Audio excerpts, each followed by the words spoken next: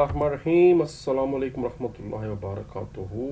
और अल्हम्दुलिल्लाह रब्बिल आलमीन हम लोग चैप्टर नंबर 4 पे पहुंच चुके हैं। अल्लाह तबारक व तआला के मेहरबानी और कानून माजी से एक चैप्टर उसके बाद सिर्फ रह गए। अभी छुट्टियां भी तकरीबन आधी गुजर चुकी हैं, इंशाल्लाह पहले मुकम्मल हो जाएगा। चलते हैं चैप्टर 4 जो कि एरेज और लूप के मुतालिक है। इसमें एक लूप पढ़ाया जाएगा जो कि फॉर लूप है, बाकी जो आपका सेकंड ईयर है उसमें बाकी जो है ना वो वाइल लूप और डू वाइल पढ़ाए जाएंगे। यहाँ पर सिर्फ फॉर लूप है और साथ ही एरेज है।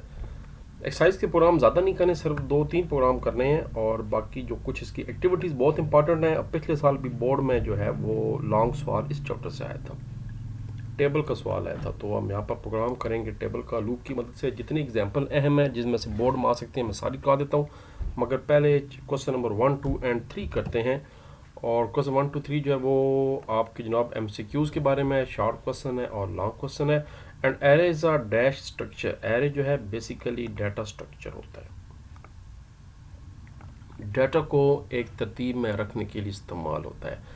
Array elements are stored at contiguous memory location.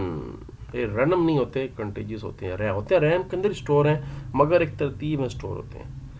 अगर हम एरे का साइज 100 रखते हैं तो बेसिकली उसके जो पहला सेल है उसका 0 होगा और वो 0 से लेकर 99 तक उसके जो इंडेक्सेस हैं वो यानी होंगे 100 ही, मगर स्टार्ट 0 से होता है, हमेशा याद रखें। यानी 100 साइज के एरे का जो आखिरी नंबर है वो 99 होगा।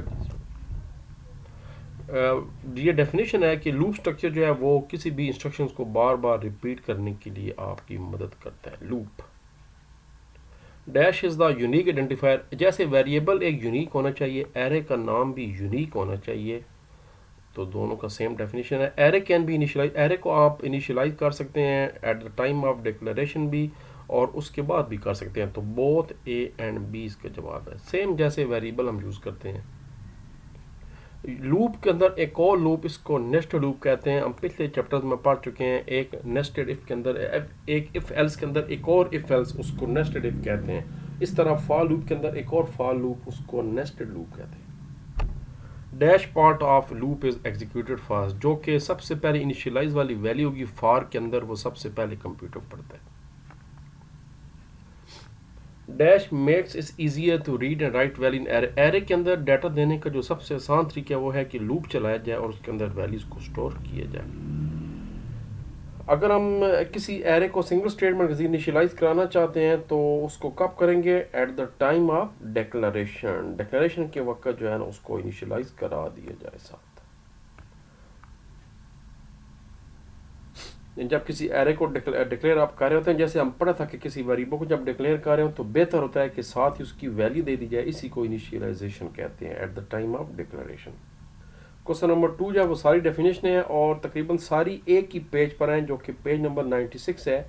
लेकिन डाटा स्ट्रक्चर की थोड़ी सी मैं लंबी डेफिनेशन आपको कराना चाहता हूँ ताकि नंबर मिस ना हो पाए। ये है तो ये भी पेज 96 पे ही है, मगर ये पेज 78 पर भी दी हुई है। तो पहले पेज 78 पे चलते हैं। अंडरलाइन कर लें जी डाटा स्ट्रक्चर क्या होता है और यहाँ से करेंगे। High level programming language provides data structure in order to store and organize data. And data structure is a container. एक ऐसा मुर्तबान या कंटेनर है जिसके अंदर डाटा आइटम जो है वो स्टोर किए जाते हैं ख़ास तरतीब में, स्पेसिफिक लेआउट। ये आपने इसकी डेफिनेशन बतानी। डेड लाइन ऊपर से और उसके बाद डेड लाइन नीचे वाली। उसके बाद बाकी चारों डेफिनेशन पेज 96 से ही करते हैं। एरे क्या होता है पेज 96 पे है। एरे इनिशियलाइजेशन क्या होती है पेज 96 पे है। लूप क्या होता है पेज 96 पे है। नेक्स्ट लूप क्या होता है पेज 96 पे है, 96 पे है और 96 पे है। लो जी, फिर पहले वही आगे डेफिनेशन ये सारी आपकी। ये देखिए यहाँ पर भी डाटा स्ट्रक्चर दिए हुए है मगर थोड़ा सा छोटा था तो मुझे शक हुआ कि कहीं बोर्ड वाले नंबर ना काट दे, इसलिए मैंने आपको थोड़ा सा बड़ी कराई है। अब एरे की डेफिनेशन यहीं से कर लेते हैं। एरे वो डाटा स्ट्रक्चर है that can hold multiple values of same data type. It stores all the values at contiguous location. हम MCQ कर चुके हैं इन द कंप्यूटर मेमोरी। यहीं आगे अगला डेफिनेशन है कि एरे इनिशियलाइजेशन क्या होती है। assigning value to an array for the first time, it's called array initialization. array को हम initialize कर सकते हैं declaration के वक्त भी और बाद में भी। और उसके बाद एग्जांपल दे दें, array initialization at the time of declaration is as underscore, जो सिंटैक्स है वो लाजमी दे दें तो आपको 2 नंबर पूरे मिल जाएंगे। अगले दोनों शॉर्ट भी यहीं पर ही हैं कि लूप स्ट्रक्चर क्या होता है और नेस्टेड लूप क्या होता है। Loop structure use to repeat a set of statement. There are 3 types of loop. मैं बता चुका हूँ हमारे सिलेबस में ओवरऑल सी लैंग्वेज में 3 स्ट्रक्चर होते हैं। फॉर लूप होता है, वाइल होता है और डू वाइल लूप होता है, मगर मैट्रिक में सिर्फ फॉर लूप है, जबकि सेकंड ईयर में 3 लूप आप पढ़ेंगे। और आखिरी शॉर्ट क्वेश्चन था जो डेफिनेशन थी कि नेस्टेड लूप क्या होता है। जब एक loop inside another loop use की जाए उसको नेस्टेड लूप कहते हैं। हम कोई इसकी लिमिट नहीं है, हम जो है इसका इस्तेमाल कर सकते हैं। और इस तरह क्या होता है कि मल्टीपल टाइम जो अंदर वाला लूप है वो रिपीट होना शुरू हो जाता है, यानी लूप के अंदर एक और लूप चलना शुरू हो जाए, वो मुकम्मल होता है तो बार बार लूप की फिर वैल्यू अगली आ जाती है, फिर अंदर वाला दोबारा रिपीट होना शुरू हो जाता है। इस तरह होता है। अभी हम प्रोग्राम एग्जाम्पल्स करेंगे। क्वेश्चन नंबर 3 आगे जी, ब्रीफली आंसर द फॉलोइंग। जो पहला क्वेश्चन है इसका जवाब बुक के अंदर नहीं है, ये कंसेप्चुअल सवाल था कि क्या लूप डाटा स्ट्रक्चर होता है। आप अपने जवाब को जस्टिफाइड करें, सिर्फ यस और नो में ना बताएं, सीधी बात बताएं। तो सीधी बात यह है कि नो, नहीं, loop is not a data structure, rather it is a repetitive structure, बल्कि ये एक स्टेटमेंट्स को रिपीट करने वाला स्ट्रक्चर होता है, इटरेशन वाला होता है, जो कि किसी भी स्टेटमेंट या नंबर ऑफ स्टेटमेंट्स को स्पेसिफिक टाइम के लिए रिपीट करता रहता है, यानी इन्फिनिट नहीं होता, वो तो फिनिटी है। तो ये जनाब था डाटा स्ट्रक्चर, वो एक डिफरेंट चीज़ थी, वो एरे था। तो ये इसका जनाब जवाब मैंने साथ ही नीचे लिख दी था आपकी आसानी के लिए। आप इसका स्क्रीनशॉट ले लें और किताब पे लिख लें या कॉपी पे लिख लें। बाकी जो चारों शॉर्ट क्वेश्चन है, या इनमें एक लॉन्ग भी है, फॉर वाला बन सकता है, बाकी जो शॉर्ट है उसका हम जवाब देखते हैं। व्हाट क्वेश्चन नंबर 2 है, what is the use of nested loop. Nested loop का क्या इस्तेमाल है। डेफिनेशन नहीं पूछी गई, इस्तेमाल पूछा गया है। डेफिनेशन हम पेज 96 पे ये ऊपर कर चुके हैं नेस्टेड लूप। अब इस्तेमाल करना है पेज 88 पे। ये जी, when we want to repeat a pattern of multiple time, then we use nested loop. For instance, if 10 times, जब हम किसी चीज़ को बार बार डिस्प्ले करना चाहें, मसलन हम अपने नाम को, या हम चाहते हैं कि 1 से लेकर 10 तक गिनती 10 दफ़ा रिपीट हो, तो फिर उसको बार बार प्रिंट आने की ज़रूरत नहीं होती, बल्कि उसके लिए एक दफ़ा कोड लिखा जाता है और उसको फिर 10 दफ़ा चलाया जाता है, तो वो जनाब आपका प्रोग्राम 10 दफ़ा रिपीट हो जाता है गिनती। ये भी हम टेबल नंबर 4.5 प्रोग्राम करने जा रहे हैं। ये भी बोर्ड के लिए इंतहाई अहम तरीन प्रोग्राम है। इस चैप्टर के जो प्रोग्राम हैं 4-5 जो कि ऑलरेडी प्रोग्रामिंग टाइमिंग के अंदर हुए हुए हैं, ये अहम तरीन प्रोग्राम है और एक एक्टिविटी भी है, टेबल बनाना है।